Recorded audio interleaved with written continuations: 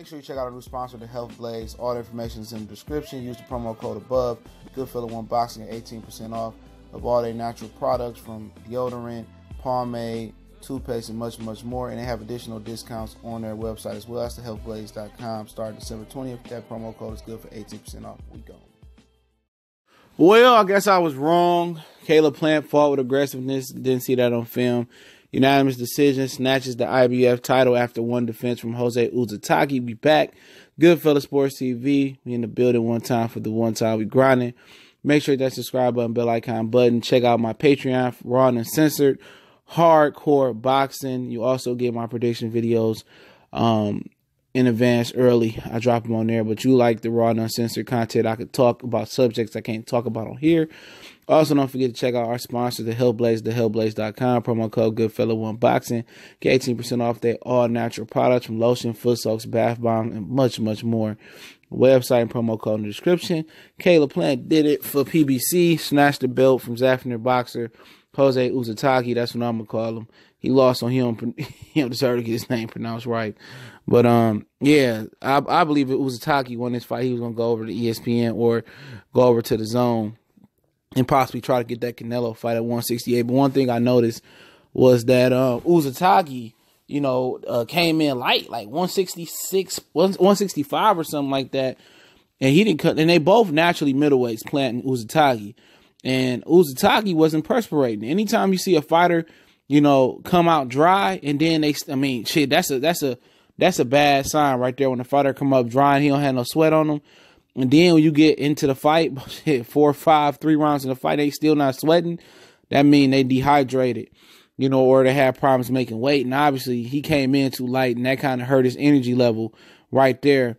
And Caleb Plant came at 166 points, but he lost himself a pound and some change to make the weight his head well. So he needs to work on, trying to come closer to the 168-pound limit. But he was hydrated, he was perspirating, and he came out and he was aggressive, something I didn't see on film. When I told people I didn't have enough film on both of these guys to get the most accurate prediction. You know what I'm saying? So, but Plant came out, he was aggressive. He knew he had to work on being aggressive. That had to be the vocal point of the camp.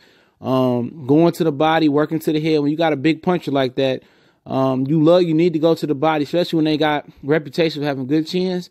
Always go to the body. When they got granite chins, usually they soften the body, but it's only so much the body can take, and it'll take the legs. Once the core go, the legs go, or the legs go, the core go.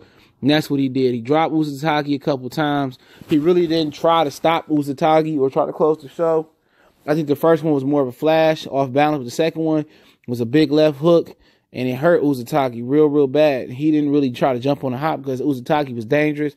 And he must have had some thump on his hands early, and Plant probably felt it.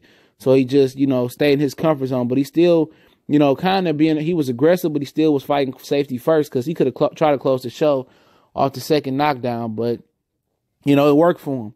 He outpointed Uzcategui, came out aggressive, combination punches, not only on the back foot, but on the front foot. His left hook showed he had a lot of power. And I told people before who told me that Caleb Plant don't have no power. I said, shit, I really can't tell.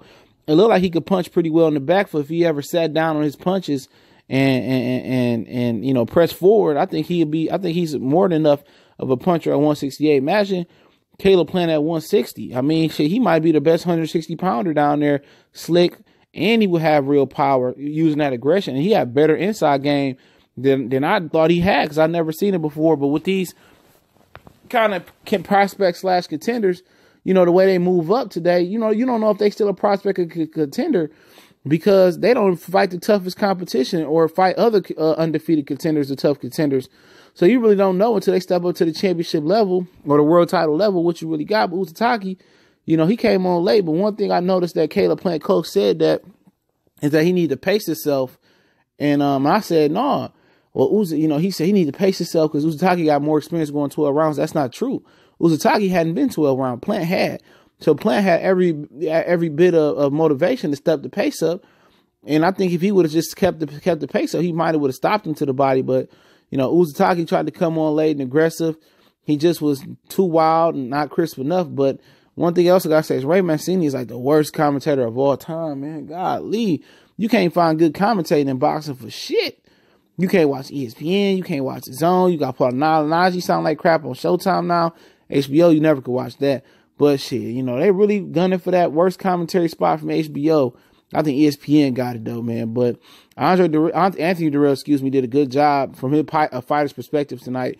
He pointed out a lot of things where Ray Mancini, I guess, was too old to point out with his eyes. So Anthony, did a good job tonight. I gotta give credit to my Michigan brother, Anthony Durrell. But you know, Uzcategui was trying, man. He never stopped pressing, man. He was aggressive. And you know, he kept trying. He just didn't have the skill level. He tried to push him forward, and Caleb Plant knew that he had to put Uzcategui in the back foot, and that was one of my keys to victory for him. He had to be aggressive, and when Plant was aggressive, he was hurting Uzcategui. Plant worked up and down. He wanted to go into the phone booth. You know, he beat him up. You know, Caleb Plant beat him up at every range, distance, pocket, and close range, and he was an all-around better fighter. And I think Caleb Plant can probably be the best super middleweight. You know, it's pretty much unproven right now. I don't think anybody in this division had a fight like that before. You know, nobody.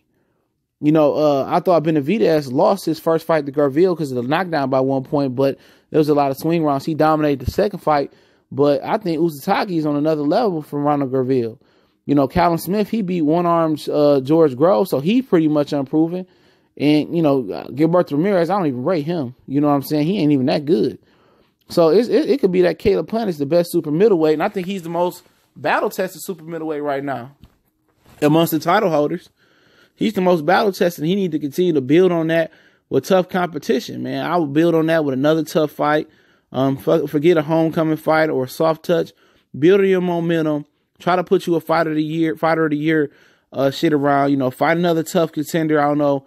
Maybe the winner of Peter Quill and Caleb Truex. Then I'll try to go after if Benavidez get his belt back, or if Callum Smith want to fight. That's an Eddie Hearn fighter, so I don't know if he gonna let him come over to PBC, or you got to go over there. But I like his chances versus anybody out there. And Uzcategui, yeah, I think he can come back. You know, possibly fight Benavidez, try to get a Callum Smith fight. You know, Zafner Boxing got some ties to the Zone as well.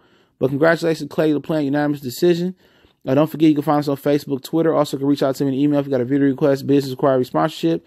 Don't forget to look out for my Patreon. A lot of good content on there. Only $2 a month for hardcore boxing as well. Don't forget about the Health Blaze. You go over to the Health Blaze and cop something at thehealthblaze.com. Promo code Goodfella1Boxing. You 80% off their natural products, all natural products. Website and promo code in the description. Also, you want to make a donation to the channel. That link's in the description as well. Appreciate everybody for checking in. Been a very eventful Sunday. Salute.